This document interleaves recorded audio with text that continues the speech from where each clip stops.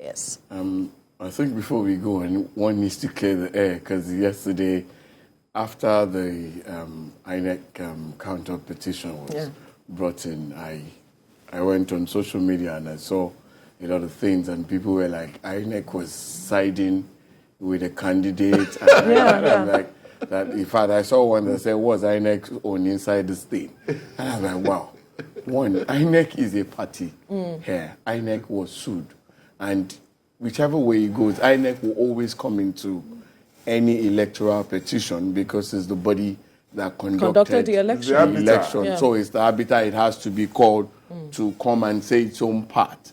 And then INEC also has its own legal team that they've looked into all the petitions, and they have right by law to reply to these petitions and come up with their own positions as well. So I'm just trying to clarify that for those who are wondering what INEC is doing and stating their own position. That's one.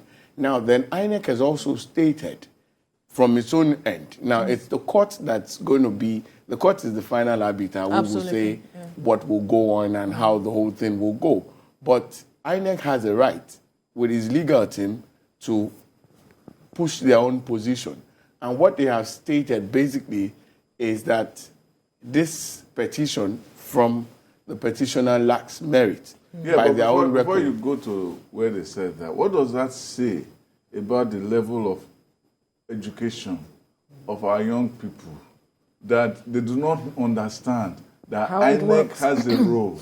You see that they don't know that this has been the pattern since the beginning of electoral history. Well, and then what does that say about the level of education of not only the people who are online, about this section of the people called obedience who think that they understand things, but they don't really understand anything. This is politics 101.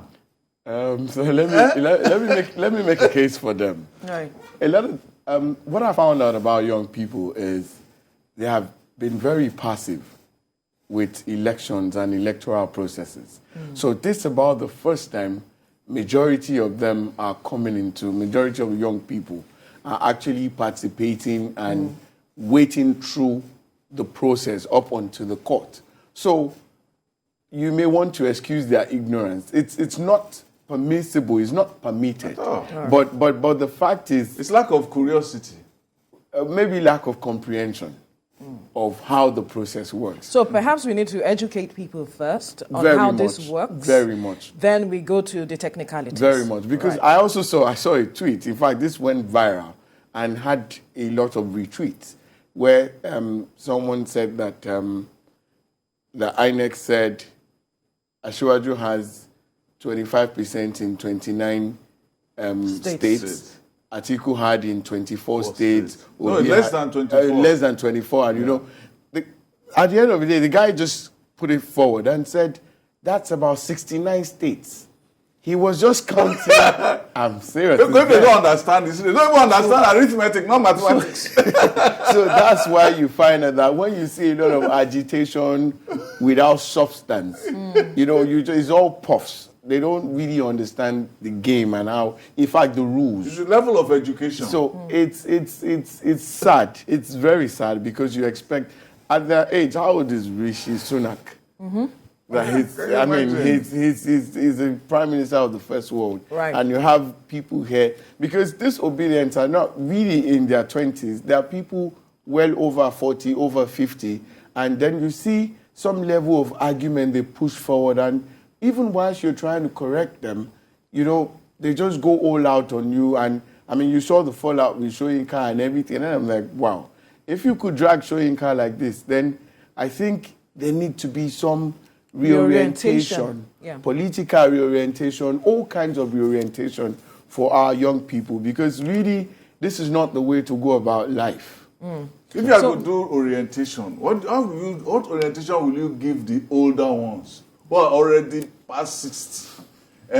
What orientation? The so-called intelligentsia. The SANs, the professors. The retired palm secs are retired politicians who are still thinking like the juveniles. It's rather unfortunate, but I think we just need to move. So to break...